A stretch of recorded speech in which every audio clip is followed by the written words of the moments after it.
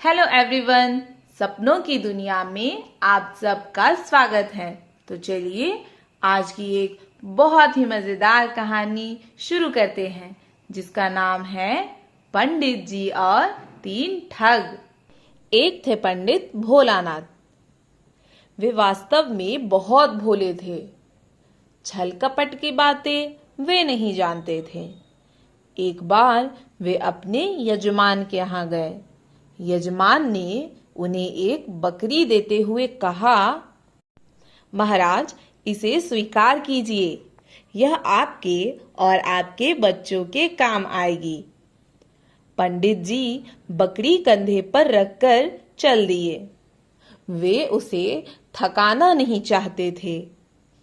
तीन ठगों ने देखा कि पंडित भोलानाथ बकरी लिए जा रहे हैं। वे पंडित जी के भोलेपन से परिचित थे। उन्होंने आपस में सलाह करके पंडित जी को ठगने का निश्चय किया।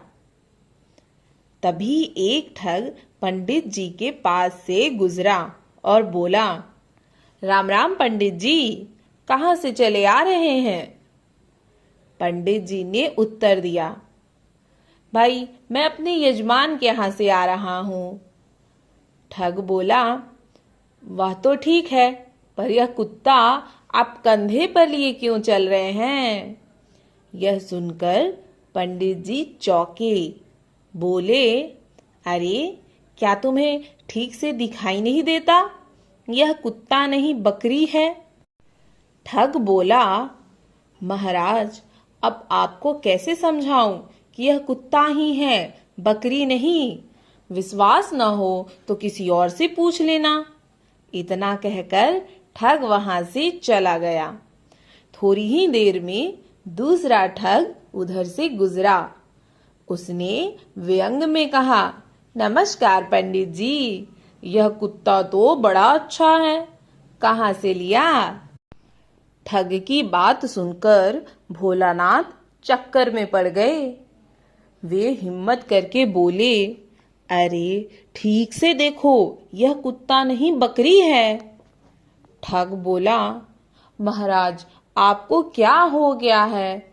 जरा ध्यान से देखिए, यह बकरी नहीं कुत्ता है। किसी ने आपको धोखा दिया है महाराज। तभी तीसरा ठग भी आ गया।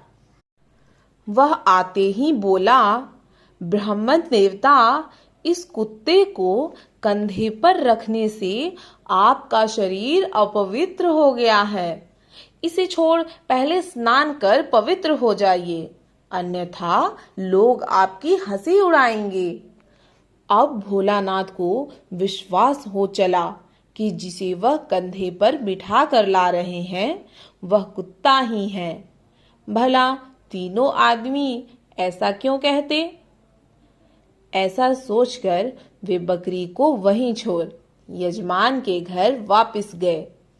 ठगों ने उनकी बकरी को उठा लिया और वहां से 9-2-11 हो गए। पंडित जी ने यजमान को उलाहना देते हुए सारी बात बताई। यजमान ने सारी बात समझकर कहा, पंडित जी, आपको धूर्तों ने ठग लिया। वह कुत्ता नहीं, बकरी ही थी। आपको उन ठगों की बातों में नहीं आना चाहिए था। पंडित भोलानाथ ने अपना माथा पीट लिया। इसलिए हमें सदा अपनी बुद्धि से काम लेना चाहिए। आज की यह कहानी इतनी ही। अगर आपको मेरी यह कहानी पसंद आए तो आप